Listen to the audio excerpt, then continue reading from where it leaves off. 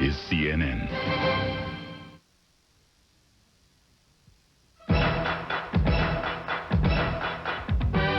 Live, it's Showbiz Today with Bella Shaw in Hollywood and Lauren Sidney in New York.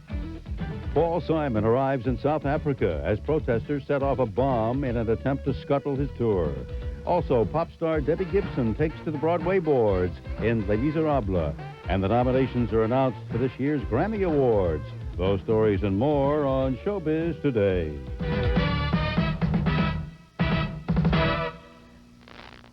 Hello, everyone, and welcome to Showbiz Today.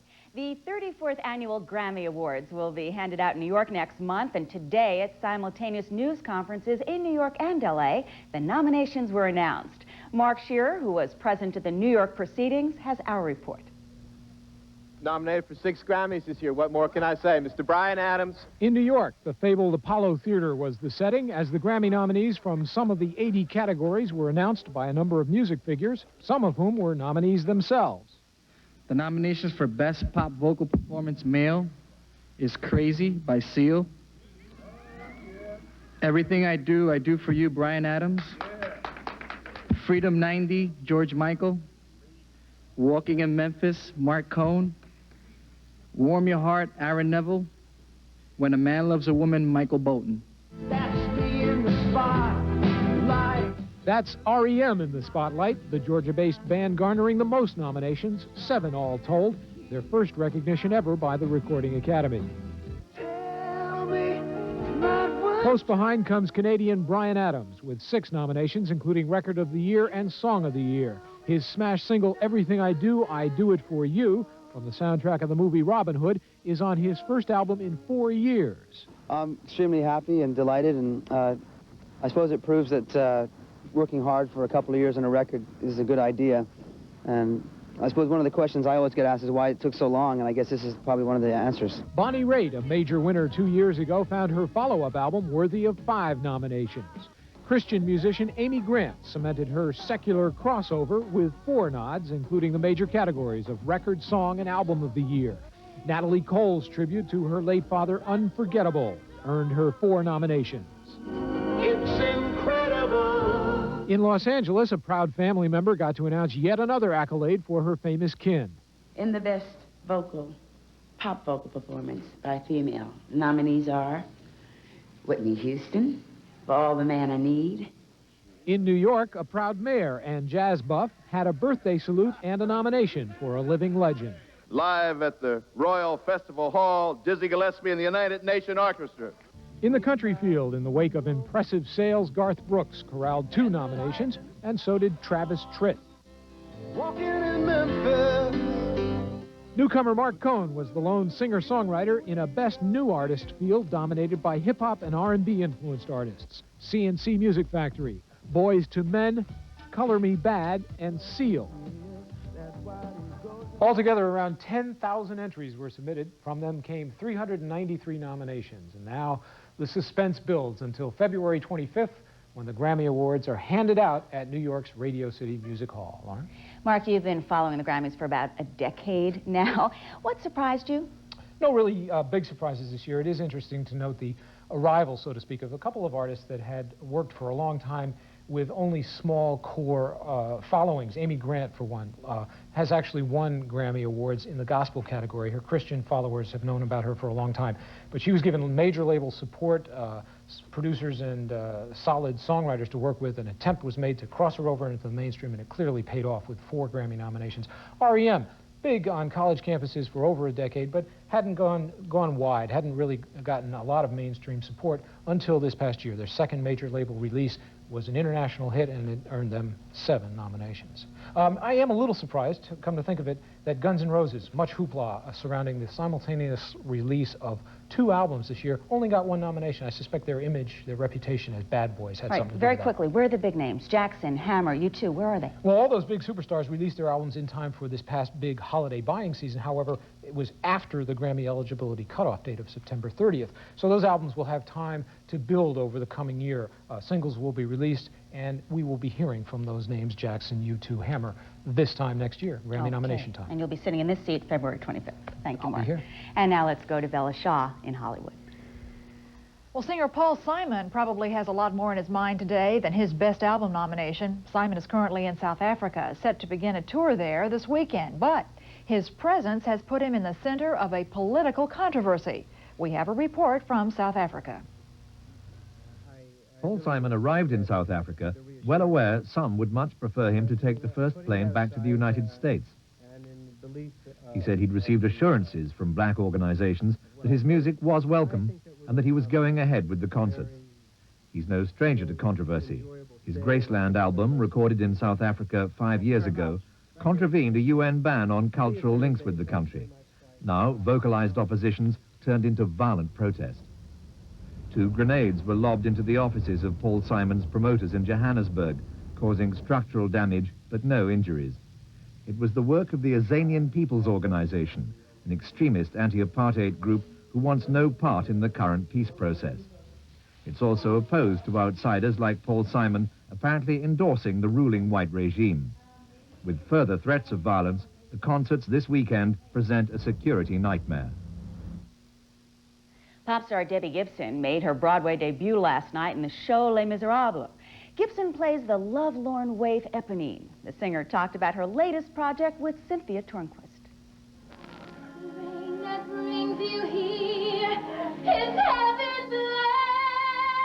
I definitely knew that theater was in the future. Debbie Gibson auditioned for Les Miserables and the role of Eponine 6 years ago. The musical's producers thought she was too young and gave the role to someone else. Gibson then went on to pop star fame, a job that has made her a millionaire. But she never forgot the show. I was definitely hopeful about this particular show because it was, I mean, I've seen it 3 times since it first opened. I just adore the music and everything and love this character.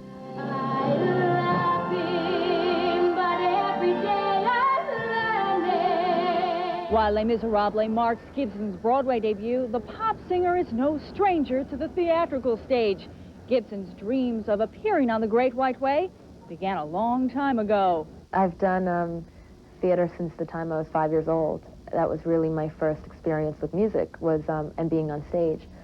Was first with children's theater and later on with more professional theater. Gibson, now 21, made her professional debut at age 12 in Sheldon Harnick's A Christmas Carol and was featured in the children's choir of the Metropolitan Opera.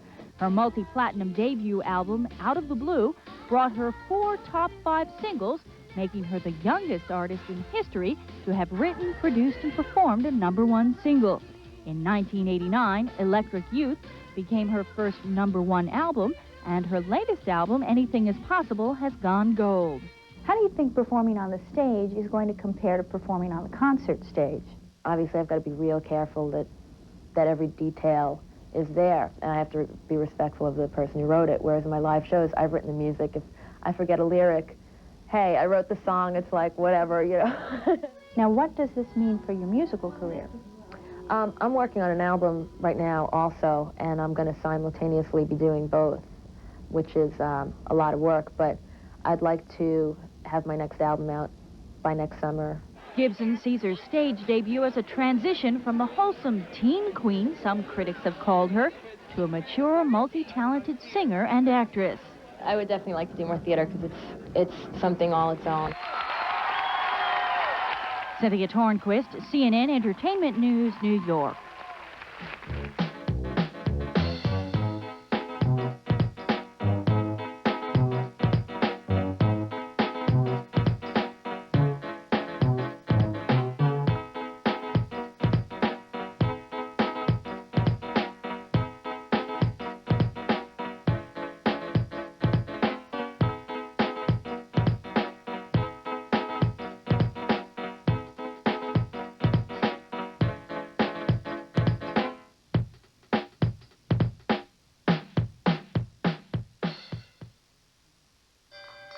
When I wrote Naked Lunch, reviewers just couldn't say enough. Disgusting, they whined. Un-American trash. Well, now Hollywood has turned it into a movie, and critics are chattering again. The movie mind blower of the year. Riveting. A stunningly surreal tour de force. Thought you were finished with doing weird stuff. I thought I was too, but I guess I'm not. One of the year's 10 best. Naked Lunch. Rated R. Starts Friday in select cities.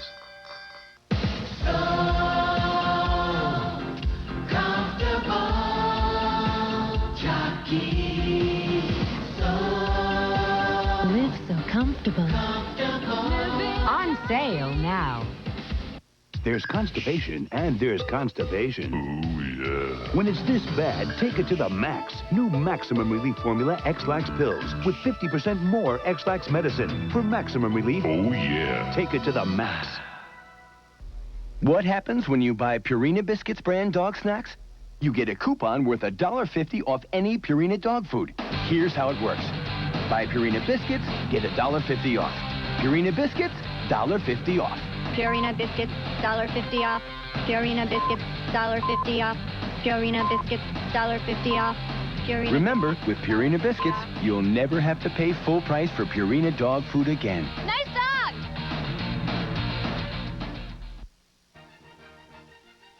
Tonight, former President Richard Nixon talks about the end of the Cold War, the controversy over JFK, the upcoming presidential race, and more.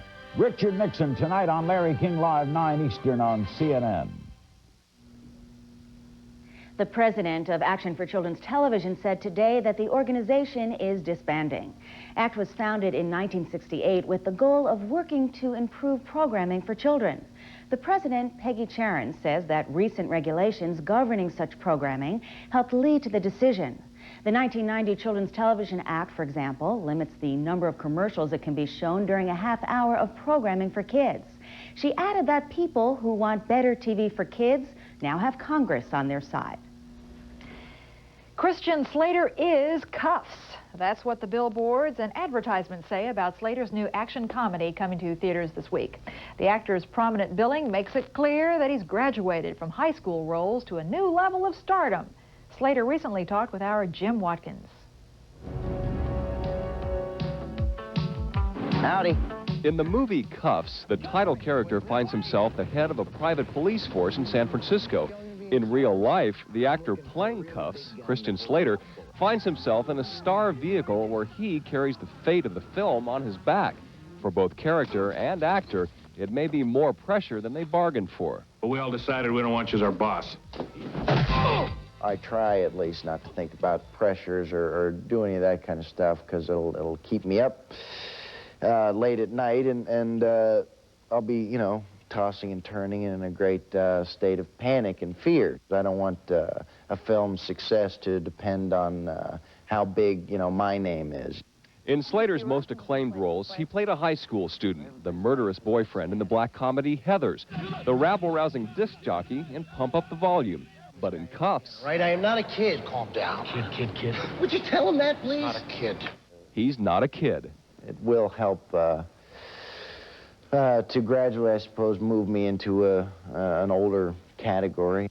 Cuffs is an action comedy in the style of 48 Hours and Beverly Hills Cop, with some Ferris Bueller thrown in the way Slater's character talks directly to the audience. Well, what do you think, huh? Even comes with a matching hat.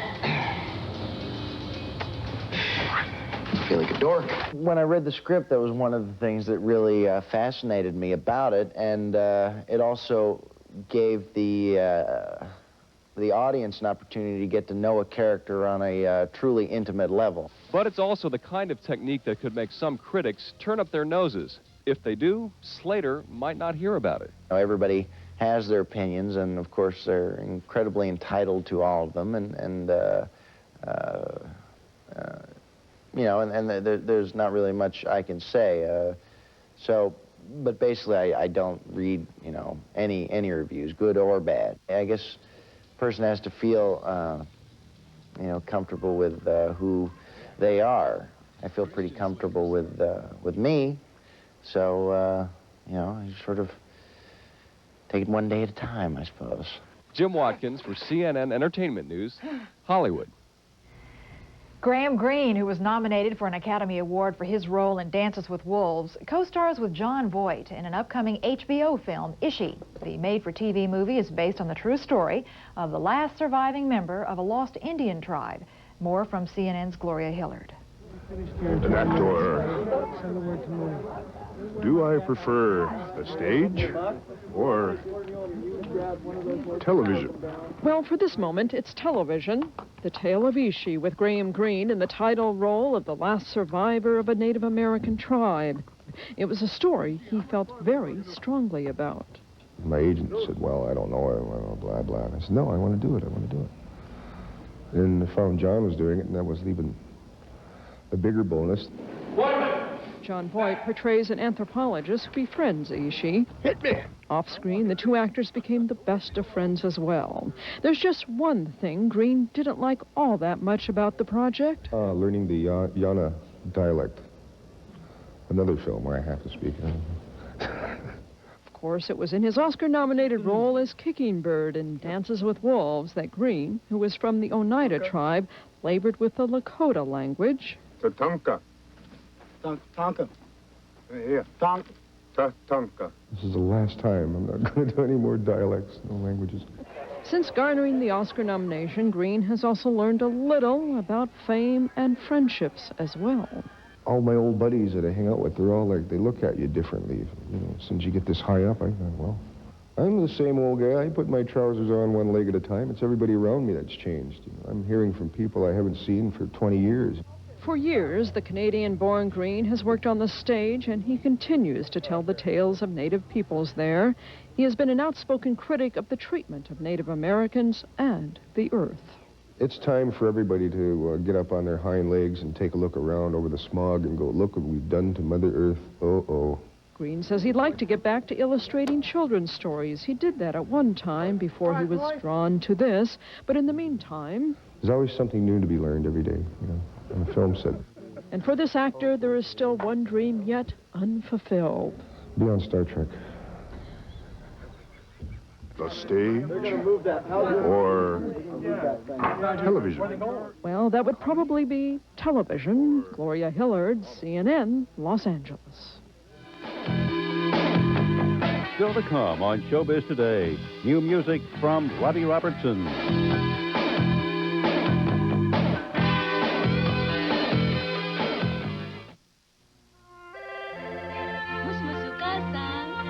Across the world, phones are ringing. Who's calling? Hello, Mom. It's Jonathan. I'm getting married. People who are saving money with the AT&T Reach Out World Plan. They're calling friends and family in over 50 countries and areas, talking longer and saving an average of 20%. Even if you spend only $12 a month on international calls, sign up and start saving. Whether you call across the Atlantic, the Pacific, to Canada, or to Mexico. Did you see the phone bill? Yeah. Hola, te adora. AT&T makes it easy to save on the calls you already make. You'll even get a 5% discount on AT&T state-to-state calls made from your home. Call 1-800-445-3231 and sign up now. Because with this plan, when a loved one is far away, you can go ahead and call. I miss her, too. We could call her in Tokyo, huh? You want to call Grandma? And the longer you talk, the more you'll save.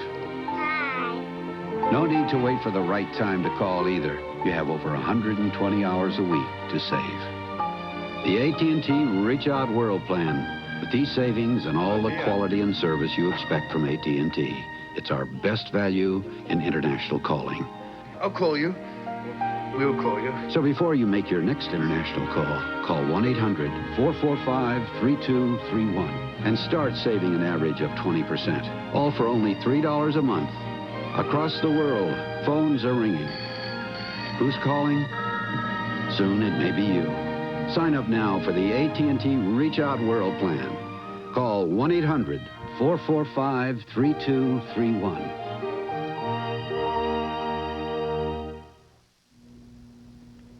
As critics look back at the best music of 1991, one album that keeps appearing on top 10 lists is Storyville, Robbie Robertson's second solo album. Robertson was one of the founding members of the group The Band, and now his solo career is beginning to flower. Dennis Michael has a look and a listen. There's gonna be a change of season. The roots of Storyville go deep. Robbie Robertson says he was thinking along these lines when he put together The Band's self-titled album decades ago. It made me think someday I should just go through with this and actually write a story, base the songs on the story, and that way I'd have my subject matter already sorted out. So after I'd written the story, I thought just very naturally, maybe I should call it Storyville. Historically, Storyville was a community outside of New Orleans around the turn of the century, a notorious red light district, and Robertson says the cradle for much of our music today.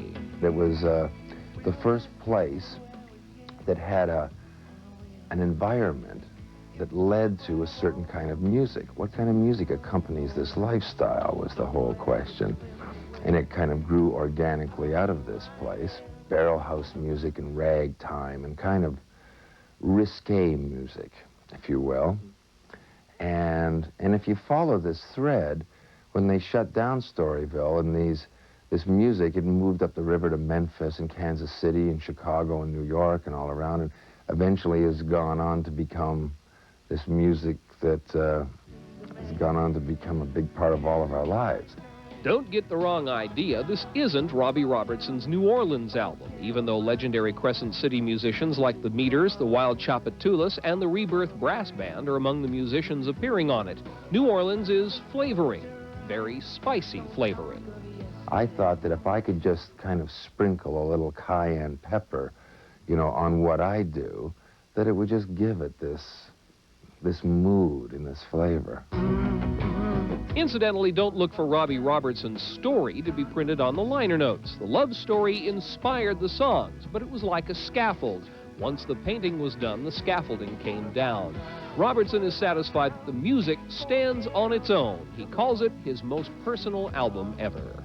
I went in a room by myself in the dark, and I sat down and I listened to it from beginning to end, and that was the first time that I heard it. Then I thought, I can live with this. I've got a feeling that this is going to strike me the way it does now in 10 years and 20 years. It's going to last, this feeling.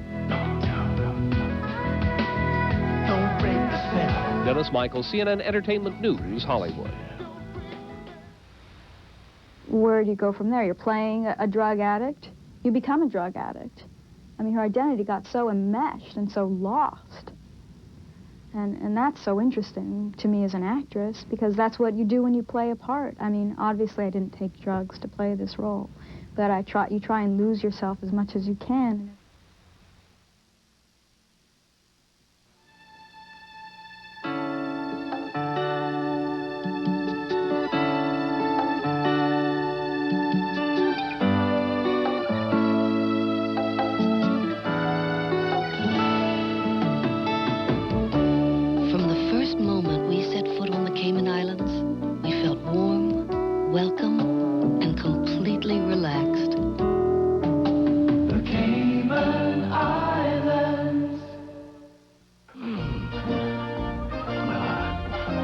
Sir, there's a gentleman on the phone from MCI. He says their friends and family plan can save us quite a bit of money.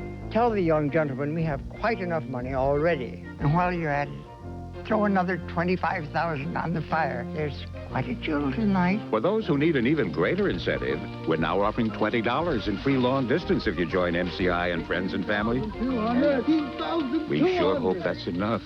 Extra Strength Malox Plus, the strongest antacid there is, now comes in extra strength tablets. Stronger than Tums, stronger than Rolaids. New Extra Strength Malox Plus, now in tablets. It's the strongest, and my stomach tells me it's fast. Butter? Philly. Thank you. Looks good, doesn't it? Ounce for ounce, Philly cream cheese has half the calories of butter or margarine. Next time, butter your bread with Philly instead. 5 nights of prime action. 5 nights of prime time. 5 nights of prime Chuck. 8:05 Eastern, beginning Monday on TBS. In a year in which one of the most expensive movies ever made cost in the range of $100 million, a new movie called Miracle Alley got made for next to nothing. How? Melanie Blank visited the set and found out it was nothing short of a miracle. This might look like an ordinary movie set in Hollywood, but the difference is that the camera, the lights, and much of the equipment was donated to make Miracle Alley. This is over a $3.5 million production for $0. The whole crew here, we have like 127 people here that are full, great resumes, work for major companies and studios, and are here doing this, making this miracle happen. As miraculous as it might seem, the reason why all these actors and technicians are volunteering their time and talent is because the movie is about homelessness. Things are going to keep getting worse for those without a home unless people reach out to help. Wow. As people in the industry, sometimes we don't know from one day to the next when we're going to get, work, and sometimes we almost become homeless. So I think everybody here has almost felt one step away from homelessness. All we care about is to let people know that homelessness does not just affect the person on the street. Homelessness affects the quality of everybody's lives, and it will continue to do so until we try and correct it. And it's not a problem that can't be solved. Some of the proceeds from the movie will be donated to create housing for the homeless through the organization Volunteers of America. This is the first time anything like this had ever come to us. We've never had an army of talented volunteers like this that have come to us to sit down to say, we'd like to put on a major project on our own, using our own expertise and our own talents for free. The cast and crew had the chance to give some direct assistance to some of the homeless living there. We've been feeding them, and we've been hearing stories, and it's educated us even more, and it's pulled us more together. I present the Excellente, yes, cuisine at Le Trashcan Cafe. The movie will come out sometime this year, and all those involved in Miracle Alley hope the problem of homelessness can be overcome, because miracles can happen. The miracle is that we've done it. That's the biggest miracle. Melanie Blank, CNN Entertainment News, Hollywood. And that is it for this edition of Showbiz Today. In Hollywood, I'm Bella Shaw. And in New York, I'm Lauren Sidney. And for all of us here at Showbiz, we thank you so much for joining us. And now for a look at what's ahead on CNN, we go to Frank Sesno in Washington. Thanks, Lauren. Bella. Just ahead, the presidential pace and the presidential race. Could President Bush be pushing himself too hard to gear up for the upcoming campaign? The hidden hazards of baby formula, how it could be a source of lead poisoning, and the possible end of a planetary pilgrimage, a startling discovery that could change the way we look at the universe. All that and more next on The World Today.